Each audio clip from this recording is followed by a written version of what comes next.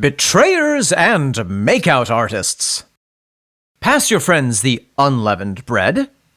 Careful when dipping your hand into the dish. And oh yes, this is most certainly the cup of a carpenter.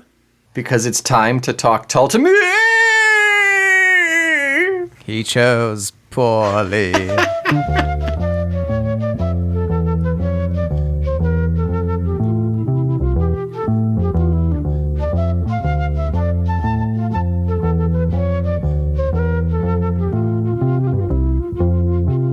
Welcome back, I am Omen Thomas Sade. And I am Nick McGill. Together we are Feckless Momes. And this, my trusted advisors, is Talk Tull to Me. A feckless feast on the night of Prague Passover, in which nut-paste Nick and olive oil Omen will join in companionship while having a little taste of every single song that ritually sacrificed rock band Jethro Tull has ever laid out upon the communal table.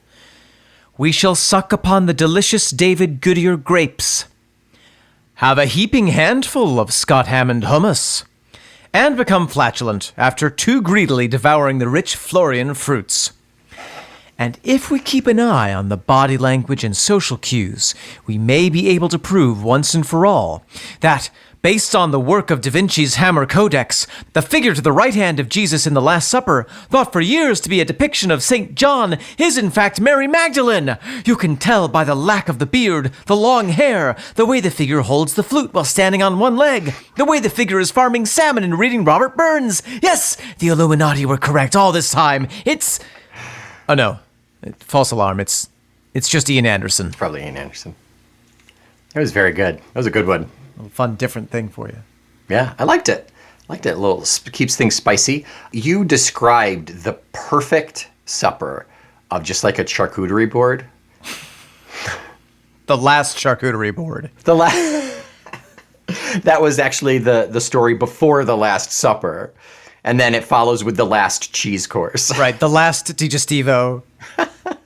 They just keep stretching it out. Yeah, they don't want it to end. Speaking of not wanting it to end, Nick, we are well into the second or third course of the Zealot Gene.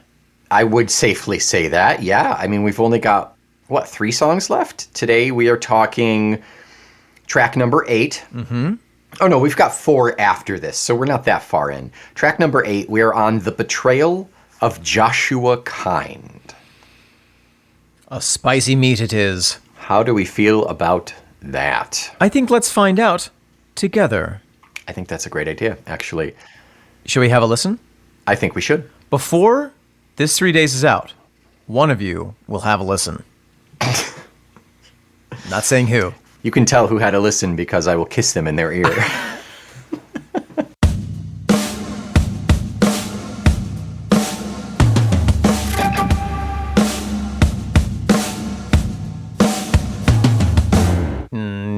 Nick McGill. Omen Sade. That was The Betrayal of Joshua Kind. Yes, it was. That was also rock and roll. I believe it has been thoroughly diagnosed as such. Yes, that was. What is, just speaking musically, what's the song do to you from a physical reaction standpoint? Well, I don't think that I've ever listened to this song out of context / like the flow of that second half of the album, which just like fits so perfectly. So when I started listening to it today and I heard those intro drums, I was like, what song is this? I don't think I've ever heard this before. It's really a darn good song. It's difficult not to bop to. It's got a driving rhythm. Very boppable. Very boppable. But it also has a darkness to the sound that I really enjoy. I love a good dark song, as we've heard so far. I like the dark meat. Once you've gone dark song, you can't go back. But yeah, I mean, it's pulling it out of that context and listening to it and really being able to sit and absorb it and experience it. It's a darn good song. It holds up on its own. Yes, it does. Does not require anything around it. But fits in beautifully with what's on either side of it. Right. I'm thinking of what's coming up next, which is, what is it? Where Did Saturday Go? I think yes. Is the next one.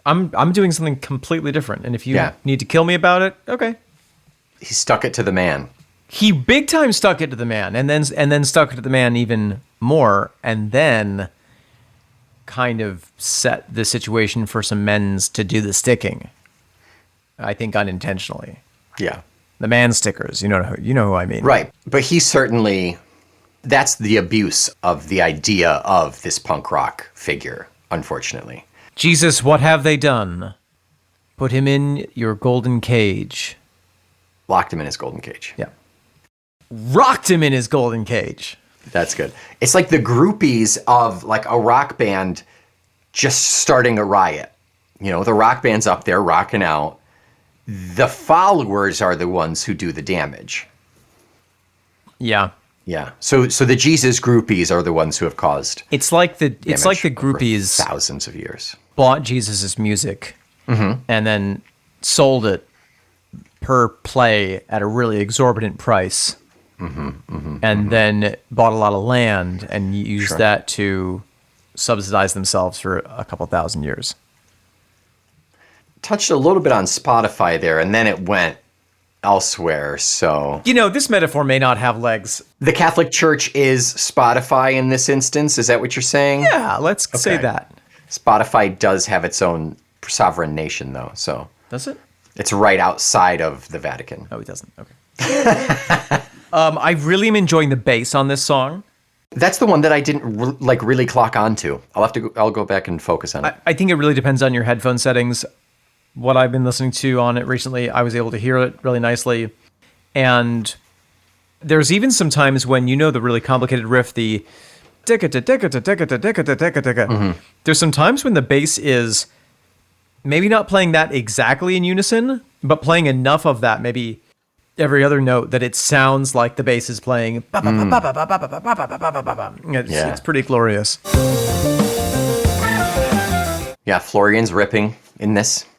Super, super rippy. Very nice. 2 minutes and 10 seconds. This is perhaps my favorite Florian solo yet.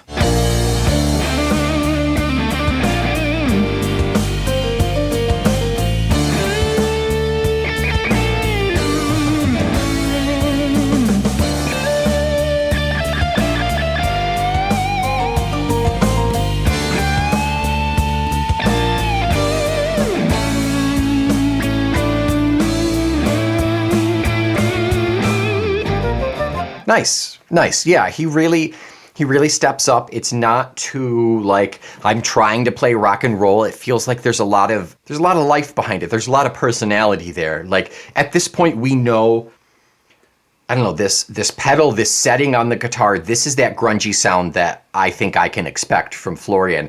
And I guarantee you we're going to hear it. Oh no, we won't hear it because it's Joe Parrish James. Oh no. It would work really well in rock flute. Florian, we hardly knew ye. Yeah, right. Yeah, he was just a tour musician. He got 11 of 12 tracks on this one. I do really like his solo on this. It's interesting to observe that it's composed of these short bursts. Mm-hmm. He sort of makes a statement and then it's silent for a second. And then he works it up and then he does it again. To me, that very much feels like if we're taking the Peter and the Wolf, every instrument is a character in this song. Yeah. The electric guitar feels to me like the Judas character. Yes, 1000% yes. Yeah. The like emo screaming passion in the middle of the night. Mm-hmm. Yeah. Torn by decision and indecision and eventually falling on the wrong side of things. The silver side. The silver side. Always on the silver side of life. It's crazy, we'll talk about this more, but I think it's intentional storytelling-wise that it's silver. You mean on the Bibles? In the case of the Bible? In the case of the Bible, yeah. Or in the case of Matthew, let's say. My Bible case is right here. It's made of mahogany and velvet lined. It's fireproof and bulletproof. Yeah. Because silver is the lesser of the precious metals. Precious metals. And, he traded the gold of Jesus' teachings and the gold of Jesus' friendship for the silver of earthly attachment. Yeah. I think there's a little level, and we see it in the lyrics as well. Should I be flattered at the price upon my head? Should I be flattered at this price upon my head? I think there's a little level of like, he's not worth that much. We'll get him eventually. So we'll give you this much to get him now, or you can F off, we'll kill you, and then we'll find him and kill him. Yeah, interesting. I think it's the value of Jesus to the Romans.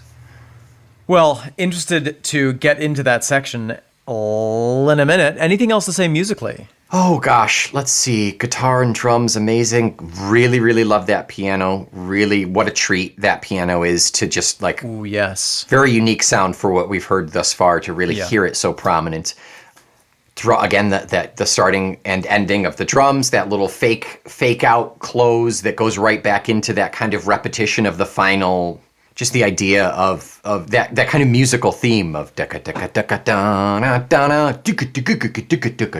Joshua kind. Could have ended at that one at about looks about like 320 or 340 or so. And then it picks up and then finishes with another like 40 seconds. And it's great. It's great. I love that additional bump. Oh, by the way, we have this much more in us. And at the very end, that bum ba-dum, they repeat that 3 times. And it's exciting because it could be, like you said, it could end after that first one. It could end after the second one. It could take more than the third one. Yeah. It's so skillful. It's exciting. There's something very exciting about this song. Yeah. And then it also ends on like a bit of a sour note, doesn't it? One of them is a bit sour. Dun dun dun dun dun dun dun dun dun dun.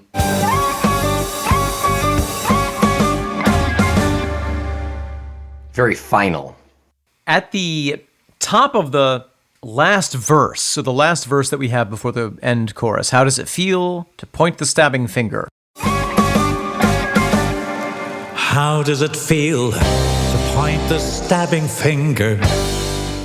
We have some really fun moments of the band cutting out, kind of just coming in for one shboom, and then it gets back in. Sorry, that part is just so powerful. It's so great, powerful. and that was the point where I was like, oh, this is a big, end of Act 1 musical number. Or is this end of Act 2 almost? And the rest is just kind of wrap up. I don't know, maybe not. You seem befuddled. I'm second guessing my I would make this theory. the end of Act 1. Yeah. Because if you look at it like Hamilton, I think Jesus dies at the end of Act 1. And then the end of Act 2, everyone's like, what could they possibly do? And then you have some really great stuff. He comes back, he finally ascends, and the last scene is everyone being like, oh, what do we do now? Are you talking about just the progression story of Jesus, or specifically how it fits in musically in this song? The musical storytelling, the arc that we're on with these next couple of songs? I have lost the thread. Okay. But I guess I was thinking of the story of Jesus. Okay, I was thinking the other way around, so that's fine. If you guys want to send us thread in the mail, reach out to us, let us know. You can send us thread via email at momes@fecklessmomes.com. Actually, attach your longest thread to a letter, keep the spool, and mail it. And enjoy watching it unspool. Yeah, we'll see where it ends up. And we'll follow that thread to the end. Like Theseus. That's right. That's right, we will. Don't get lost in that maze, that labyrinth. Yeah, final thoughts about the Minotaur, Omen. It is a delight. This song gets my heart pumping. It's hard not to air drum to. It's great. Yeah. I guess this might be one of my favorite songs on the album so far. I did not realize it until now. It is. I would put it up there. I mean, In Brief Visitation will forever and always be in my heart. It's so gorgeous. I will weep when we talk about it. But this one's up there for completely opposite reasons, though. Yeah. Yeah, that's that. Shall we dive into the halfway mark? What do you think? Let's do it. Here we are, halfway. We are inside of a marshmallow factory, and it is sweet and soft. Oh, thank God they're soft. That's the landing pad, yeah. So we have ourselves an email from return writer inner friend of the pod at this point, Folky Phil. Folky Phil. Folky Phil Welcome. chimes in with some information regarding Mrs. Tibbets. Oh, lovely. At this point, it's been a little bit chronologically, but they collect it. I can't help when they come in. I can't help it. Just bear with us. So the email itself is entitled Eccles Cakes. Oh, yes. Regarding the reference to Eccles Cakes in Mrs. Tibbets. This confused me too at first. Oh, I'll finish this email and then we'll talk about it. This confused me too at first, but a bit of lateral thinking led me to this conclusion. Eccles, home of the cakes, is a town situated in Greater Manchester in northern England, which is about 50 miles from Tull's place of origin, Blackpool. Manchester is not only the home of current cakes, it is also the birthplace of nuclear physics. It was there that Ernest Rutherford first split the atom in 1917. So my guess is that the reference to Eccles Cakes is a reference to Manchester's role in the development of the atomic bomb. Whoa. It's a bit of a stretch, but I can't think of any other connection. And I said, like, that. I think that's really mind-blowing. That can't be coincidental. There's no way. That's the thing. Anytime that we have discovered a reference that we think is just thrown in for fun in Tull, it usually has something deeper behind it. Which, that's why I got excited at the beginning of the email. It made me remember, in the Discord, Feckless Mom, like the day after this episode dropped, she said Mrs. Tibbets' little boy, the bombs were Big Boy and Little Boy or something. That's what the bombs' names were. So that's what the little boy is. I mean, obviously the flyer of the plane, the pilot, is Mrs. Tibbets' little boy, but there are these gosh darn amazing layers. So brilliant. So clever and crazy, and I don't know why that didn't click, because I think we knew that. You know, uranium is also produced in cakes. That's true. That's true. Yellow cake uranium. Yeah. It's Fat Man and Little Boy. So obvious. It was right there. It completely glossed over it, unfortunately. But yeah. And that's fun fact. That's also what Jethro Tull's song Fat Man is about. I don't want to be a nuclear bomb. Who does?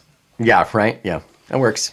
Well, thank you so much, Folky Phil, for that geographical, gastronomical, physicist, entangling, historical view of the Eccles cake. Brilliant. Really, I mean, that's so cool. We really appreciate you writing in with that little tidbit. Yeah, I mean, I think like you said, it may seem like a stretch, but it also is just like way too convenient to be just a coincidence, you know? And it's just some of these references that we wouldn't know because we are but two little boys in America. Two little brain cells bouncing around like a screensaver on a black screen. Playing Pong, yeah. Sometimes we intersect. Thank you, Folky Phil. Please never stop writing in. Thank you. We also have a lovely 5-star review. Yay! From Mitch in Michigan, who writes, title, "Too old to rock and roll, too young to quit listening." Love it. Perfect. Well, I just recently found you two. I have been listening to and attending Jethro Tull concerts since 1973. I, and others like me, consider Thick as a Brick to be a work of art, a masterpiece, not just a great album. At this time, I am only up to Aqualung in your series and have enjoyed your thoughts every time I walk my daughter's dog. Those are long walks for that dog. That's lucky pooch.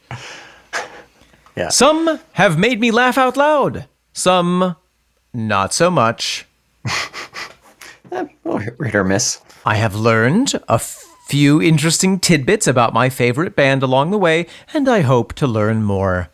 My fondness for the band album-wise quit with Stormwatch, but maybe you'll change my mind. Keep it up, guys. I just wish you would play more of the song you featured that week, Mitch in Michigan. Thank you, Michigan. Appreciate it.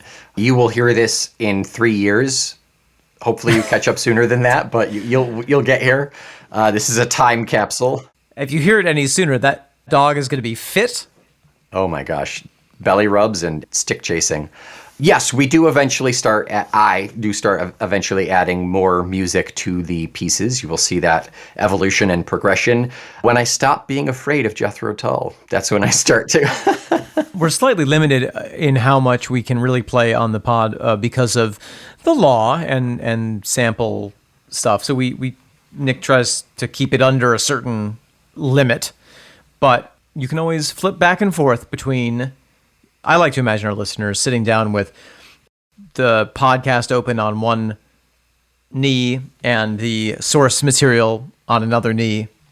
And you just bounce back and forth. Or just play the song of the day, the song of the week, just on repeat quietly underneath the episode. Yeah, you surely will not drive yourself mad doing that. Or your wife, who inevitably does not like Jethro Tull. Mitch, we really appreciate you writing in, really appreciate you listening. I hope that you keep it up as well, and I hope that we can convince you. I hope we can hook you to stay past Stormwatch. I really encourage you to listen to A, although if you're listening to my voice, then you already will have done that. Yes, I think we do A and Under Wraps. I think we do those episodes quite a justice. I did not like those albums before we did them, and now I do. Now I go back to them and listen to them. Speaking of adjustice, we're going to adjust this part of the podcast so it's more comfortable. Well, I'll take a seat on this marshmallow. You take a seat on that one. And we'll discuss the context, the lyrics of Betrayal of Joshua Kind.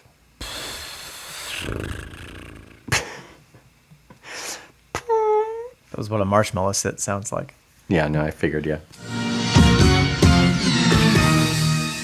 Here we are, Omen, the second half of this episode. The context, as if the meat and potatoes were not enough of the music. Yeah. Now the marshmallows of this context. Okay, yeah, so this is arguably has to do with one of the most famous kisses in history, and I'm not talking about Madonna and Britney Spears.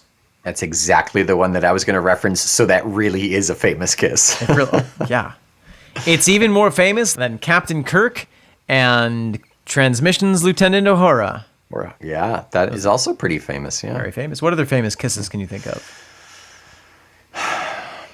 There must have been like two men kissing recently in the last couple of years that was like, oh, a big deal. Yeah, I wonder what the first same-sex kiss on national television was. Yeah. Without it being like sexy women kissing, because that's okay, you know? Yeah, not the porn channel. Yeah, sexy women can kiss, but also... They don't have to be sexy. Savory men can kiss, you know? Anybody can kiss whatever they want. And sweet men can kiss. As long as both sides are happy about it and consenting. Speaking of consent, we have the passage referenced by Ian Anderson underneath the title, which is Matthew 26, lines 14 through 16. Nick, would you care to do the honors? I would love to. You have the job experience for this anyway. I do, yes. I was an altar boy, and I was confirmed Catholic. I never got to do any of the reading. And now you're an altar man. I had my altar bat mitzvah. Okay, this is a quick one, quick little snippet here, but I think we know everything. I think it gives us everything that we need to know here.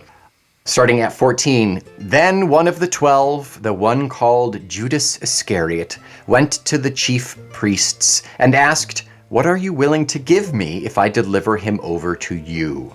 So they counted out for him 30 pieces of silver. From then on, Judas watched for an opportunity to hand him over. This is a good opportunity to correct John, our resident holy man in the Discord, was like, I think you added 10 pieces of silver in that, because we talked about it in Minus the Mountain. I don't know. We called it 40 pieces of silver. It's only 30. It's not 40 pieces of silver. I take full responsibility for that. And assuming that each of those pieces is a standard pure troy ounce, that would, in today's metal market, get you about $750, which is... A car payment. Yeah, and a paltry sum for betraying somebody. Yeah. So thank you, John, for correcting my ignorance. Thank you, Matthew 26, for setting us on the path here. So it's basically Judas goes to the Romans, says, hey, I'll get you this guy. I'll turn him over. What are you going to give me for it? They say, 30 pieces of silver. They'll say $1,000, and he says, make it 75 and you got a deal. I'm really bad at this. He bartered down. From then on, Judas watched for an opportunity to hand him over. He was on the prowl for an opportunity to let those soldiers know, it's this guy. Right. It's this one over here. Yeah. So we get to the lyrics. You just know it, don't you? You can sense it, can't you? There's always someone to spoil the party fun. You just know it, don't you? You can sense it, can't you? There's always someone to spoil the party fun. So that already, we are referring to some of the lines that come before and after those specific lines in Matthew. There's all this, Jesus has precognition of the fact that he's going to be betrayed. He knows it's going to be Judas. He makes all these allusions to it. He tells his disciples, this is going to be the last time that we see each other. I'm going to show you this cool trick with the bread and the wine because I'm not going to be here after this. So you have to remember this stuff. Yeah. There's a beautiful passage actually directly preceding this that I just love, which is they go to Bethany and they're at the house of Simon the leper.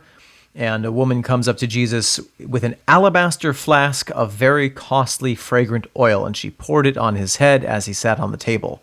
When his disciples saw it, they were indignant, saying, why this waste? For this fragrant oil might have been sold for much and given to the poor.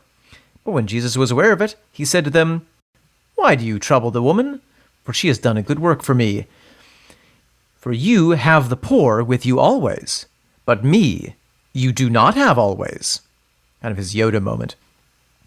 For in pouring this fragrant oil on my body, she did it for my burial.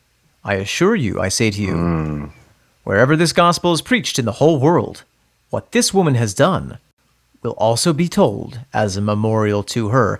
And guess what? He's right. It was. Because we still talk about it.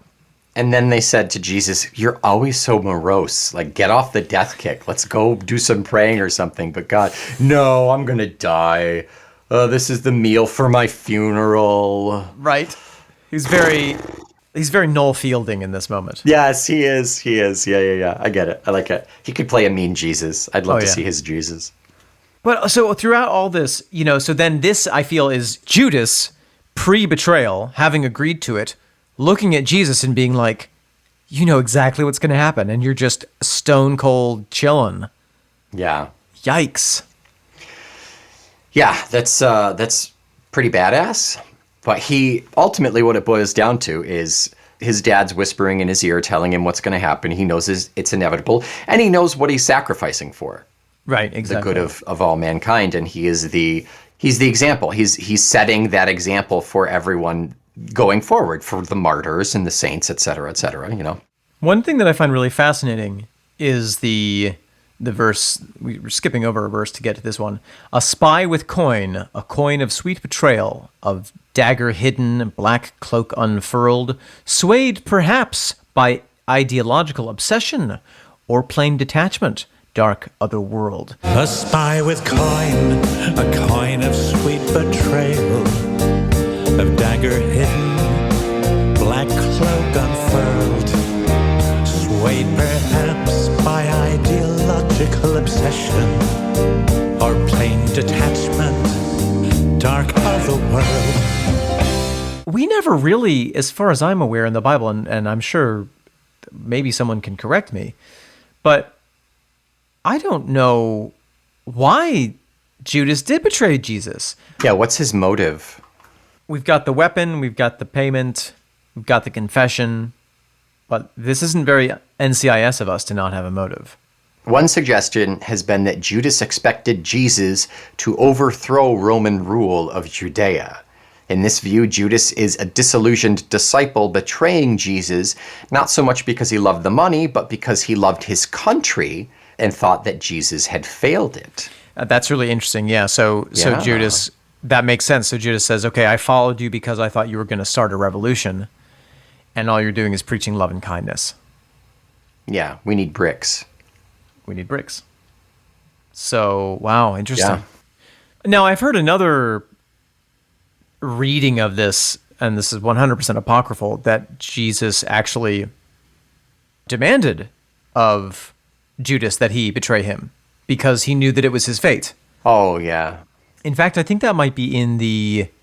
Remember a while back, there was a Dead Sea Scroll found that was the Gospel according to Judas? I think so. That sounds vaguely familiar, yeah. I never know quite what the Dead Sea Scrolls are. There's scrolls that were found in a cave by the Dead Sea.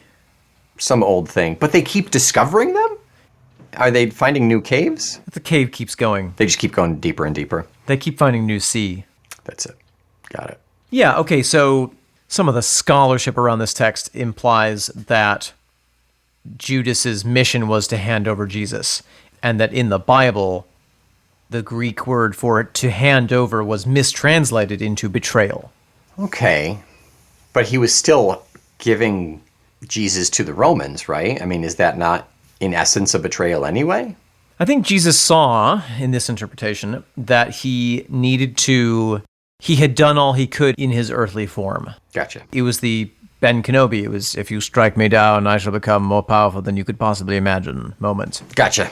I get it now. Now that you put it in Obi-Wan Kenobi terms, yeah. So he was sacrificing himself Exactly.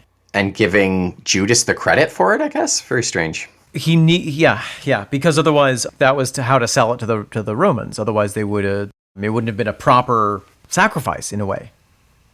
Okay. He could have just walked into their pantry and said, "Hey, guys." But how many people were like, "It's me, I'm the Jesus," because they didn't even know which one Jesus was. Oh, that's a good point. That's a good point. So, Okay, then. anyway, that's a little expansion of that line. But there's another interesting parallel here. So take this silver fillet rattle, comforting in pocket and comforting in mind. So take this silver fillet rattle, comforting in pocket and comforting in mind. If we go back to Mrs. Tibbetts, Which is probably where I said 40 pieces of silver. there's Continue. well, there's also what if that Judas stole no kiss, What if that Judas stole no kiss? and then there's also mindful they of peace and peace of mind. Mindful they of peace and peace of mind. And you're saying that applies here? That Or was did you just pick a random line? no, that's what I was thinking relates. Just in terms of that's why Jesus sacrificed himself for peace? Just that this idea of this is how you justify something.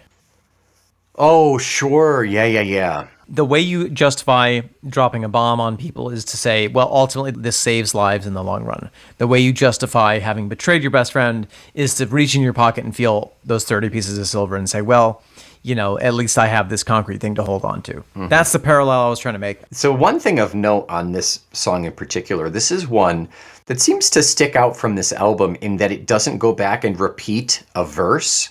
They're all unique individual verses. I feel like some of the last couple have, they go back and do, the first verse or the last verse. They repeat it again.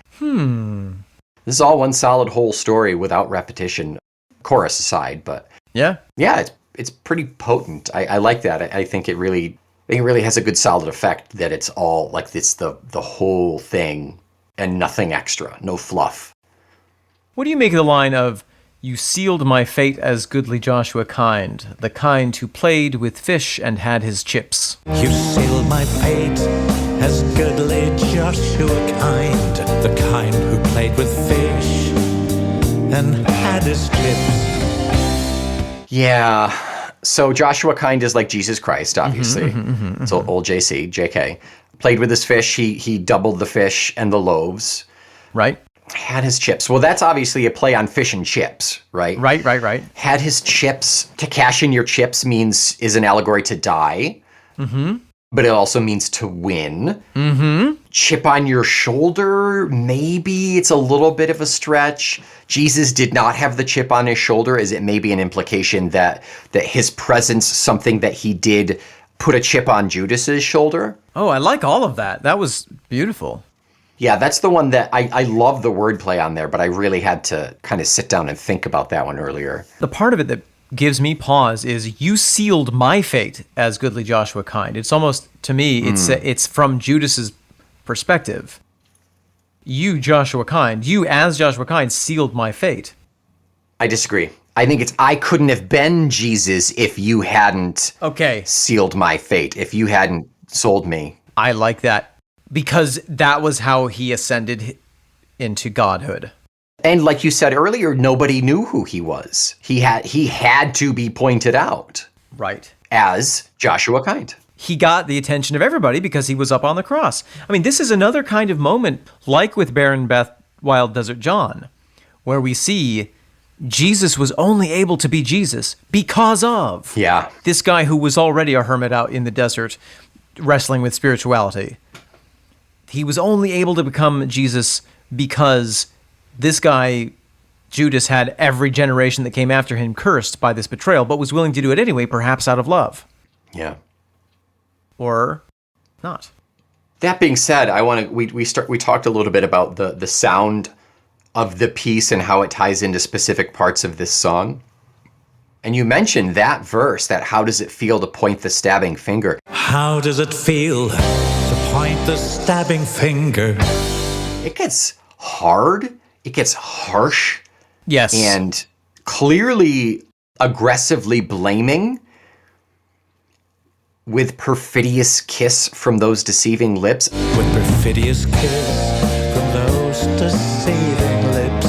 I mean, it's not light, thankful sound or word choices here. No, it really, and the way Ian sings it, there's a lot of emotion behind it. It hits. So maybe And slaps.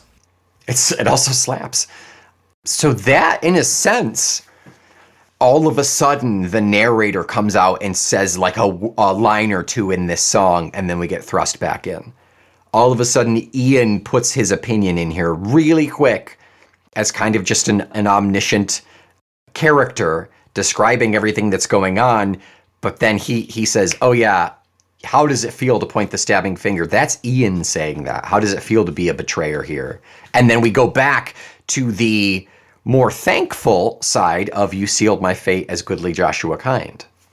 I don't know. It's interesting what you bring up around whose voice is this narrative in. Yeah. Because on the one hand, you could make a very strong argument that it's all from the point of view of Joshua Kind. Right. You just know it, don't you? You can Yeah. sense it. There's always somebody here at the, what did I do to so upset you? Did you feel so cruelly maligned to push you to this cold conclusion in the betrayal of Joshua Kind? What did I do to so upset you? Did you feel so cruelly maligned to push it to this cold conclusion of the betrayal of Joshua Kind? So take this silver, feel it rattle. Should I be flattered at this price upon my head? Yeah, I mean, it's... Yeah. I do feel what you're saying, that it is... We do hear Ian's real opinion coming through here.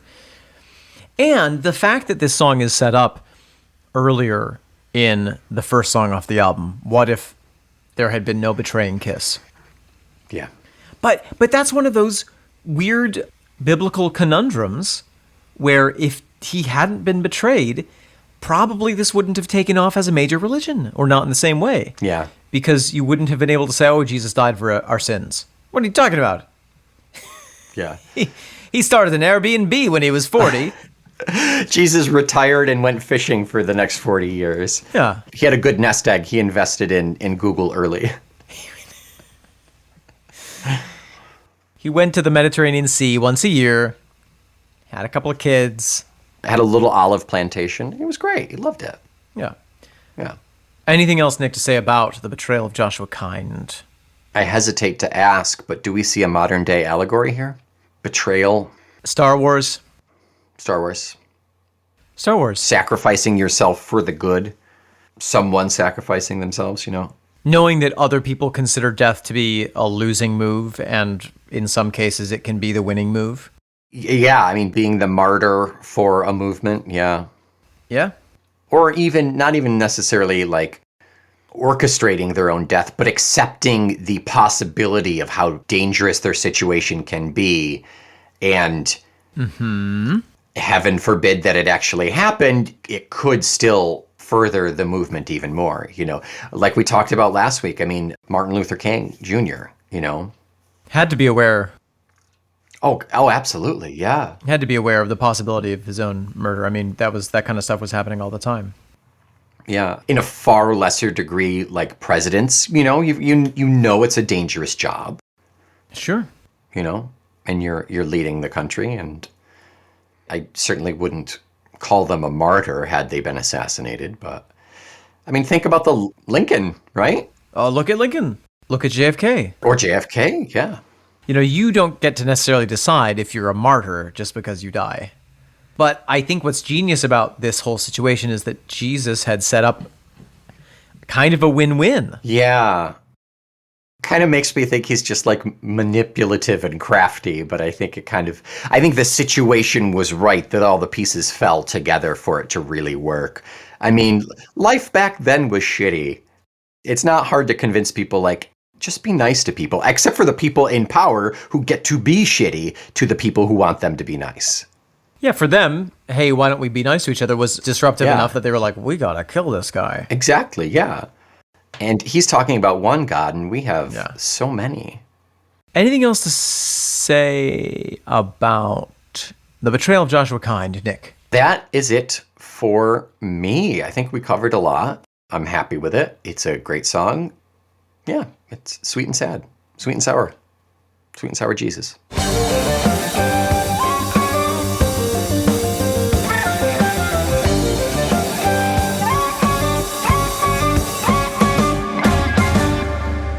Omen, next week, I believe you know what the song is we are talking about. You guessed it last week and were incorrect, but you can guess it this week and then therefore be correct. It's Where Did Saturday Go? It's Gununga Gap, actually.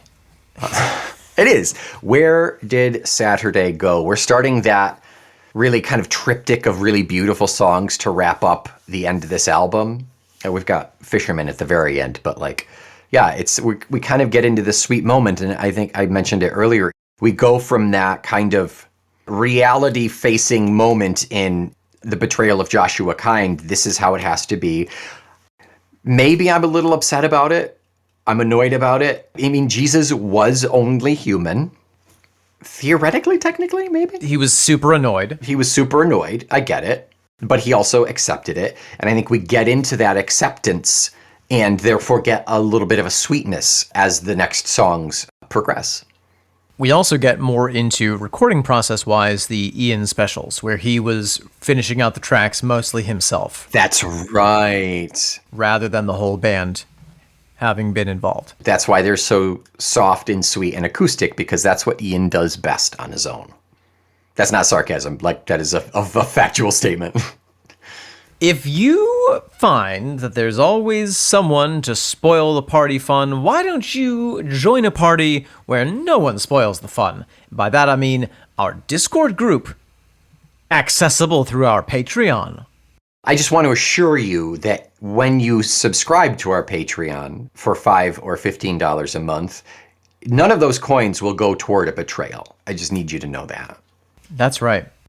When you buy Talk Tull to Me merch, some of it has pockets in which you can place your silver. I won't give you any, but if you have it lying around, place that silver. Get your Talk Tull to Me merch at the link in the show notes, the link to TeePublic.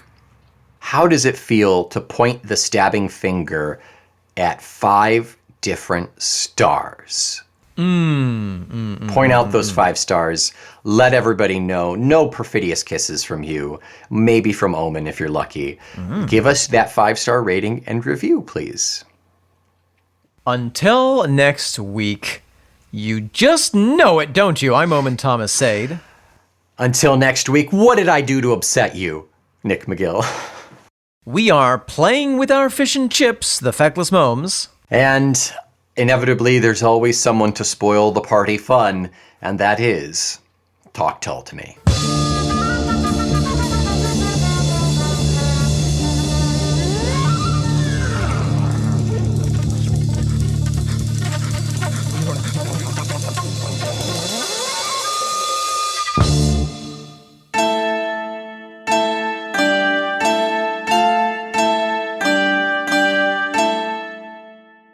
Please step into my office, young man.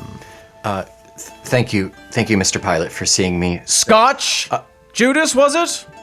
It is. I've never had it. I can't afford it, so I'll pour you a double cigar. I mean, sure, if you. Take 2 of them. Wow. Smoke 1 with each of your mouths.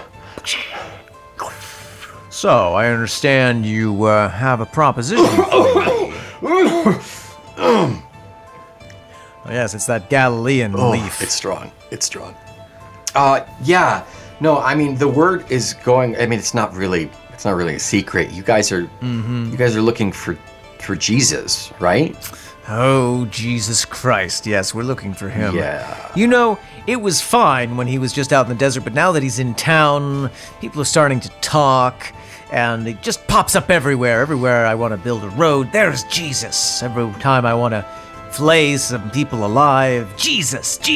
Yeah. Don't even know what he looks like. I get it. Yeah, I mean, he kind of blends in, long hair, beard, sandals, I mean, look, You all look at the me. same. Yeah, we do. We do. So I have a proposition. I'm listening. How about I point him out to you? Oh, Right, so you can get it taken care of. But I like this. I mean, I feel like this is a valuable service. I don't really want to do it for I see. I think we understand each other, Judas. So you were saying, what if you accidentally pointed out Jesus to us? Maybe we get a hold of him. What if you accidentally get a deposit in your account, by which I mean your pocket? Right. My Swiss bank account is just this Swiss toga. Yeah. I'm going to write a number on this stone tablet Okay. and slide it over to you. Okay.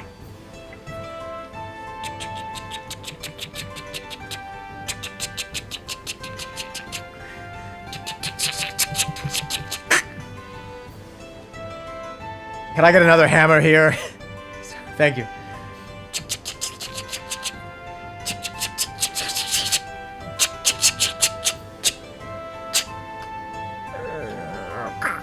Okay. Yeah, what do you think of that? XXX. Triple X, baby. Yeah. Yeah. But I mean, what's the currency though? I mean, it could be 30 anything. I'm talking XXX silver Roman denales. Denaries. 7 Roman denars. 30 Roman Denaries. denaries. I'll take that. Yeah, I'm sold. I'm not even going to haggle with you. That's great. I've got a child to support, at least one. I've probably got another on the way. Jimmy, get the denali bag and get it over to Mr. Jadis over here. Yeah. Thank you. So now, J-Man, Yeah. how are you gonna let us know which one he is? Because all the religious kinds, it's the robe, like you said, the hair, the Right, beard, yeah. they all smell the same. What are we talking here? I mean, I'll just point at him. Oh, you point to a man in the crowd. Do you know how bad my eyesight is? Listen. I think we're gonna need something a little bit more specific. Okay. There's XXX You're right. units of currency. It's on the line. You're right. You get what you pay for, and I want more. Okay, I understand. I get it. What about if I pin a piece of paper on the back of his robe? Oh, now that's interesting. But now, I see a lot of people with pins stuck to them. Some of them say "kick me." Some of them say "Aphigenia is a whore." Some say Jesus Christ. Yeah, I get it. Some say Jesus I get Christ. it, okay. Yeah. It needs something unique, a signal of some A kind. firm handshake. Firm, distinct. What if you forget? What if you shake the orange seller hand? Let me kill another orange seller. Okay, handshake where I tickle his palm in the Difficult to midst see of from the a distance? You're right. Difficult. It's fun. I'm always down for that, but difficult to see from a distance. What else you got? Hear me out. Okay, I'm listening. No homo. What if I kiss him? Okay. Ooh. Okay, tongue? I mean, do you demand it for 30? I feel like I'm providing you a service. So, I mean, if you... Listen, a kiss, at this rate, I gave away 5 currency pieces for a kiss, for a regular kiss. Yeah, I think right. for 30, for XXX silvers. Okay. It's got to be at least some tongue. I mean, I guess I could do a little tongue, I guess. I mean, Yeah, he's yeah. very open and forgiving. That's great. He will not ask me to suck his tongue like other religious figures. Okay, maybe what if I do a little butt scoop in the process of the kiss? You know? Yes, to show me because with all the walking, we were looking for someone with a firm butt. That man has serious buttocks. glutes. Okay, yeah, you show him off to me. Maybe you could spread him a little bit. Just a little wide. Just a little. But Judas. No, what? Here's the thing. Here's the thing. Here in Judea, I see men squeezing each other's butts all the time. It's got to be something that once in a blue moon. I could go down to the red light district and see, and for 30, you know what I could get for 30XX? X? I mean, I've never. It's XXX. Oh, okay. That's valid. I mean, I have seen him with a yellow handkerchief tied around his neck. Oh, yeah. Okay, get the high ground. Yep, little. Drink a lot of water. Yep. Raining golden manna from heaven onto our boy. But he's always has the disciples with him. It'll be hard to get just him, you know. Okay. I like this. Okay. Have you heard about what we like to call the Roman Gordian knot? How flexible are you, Judas? I mean, I've done a lot of walking with him, so I mean, I get my workouts. Yeah. Okay, so here's where let me show you how it's done. Okay. Fallacious, come over here. So you see, I've got my left leg wrapped around Fallacious's right leg. Okay. And then I scoop underneath like this. Sometimes the armor gets in the way. Wow. Reach up, grab him by the neck. Yep. That way, my left whisker's on his nipple. And his beard is visiting Demeter in the underworld. You know what I mean? The flexibility there, I do really have to say, like the control, the core control there. Yeah. I'm not sure I could do that. I mean, we do a lot of cardio, but there's the flexibility. We don't really do the yoga, you know? Okay, how about... Okay. Have you ever seen a film called Dirty Dancing, Judas? Dirty Dancing. Yeah. It was playing at the Roman Cinemark. I think so. Okay, so what I need you to do is run toward Jesus. He's going to lift you up in his strong, manly arms. That's it. Do a flying swan motion. Yep. And then he dips you down into a snuggle position, and he holds you close. Yes. And he whispers into your ear. Talk tall to me as a proud member of the Feckless Momes Audio Network. Yeah, I can do that. And then we kill him. I can definitely do that. Yeah. Okay. Sold. It's a pleasure doing business with you. I'll see you in a month. It's a business doing pleasure with you.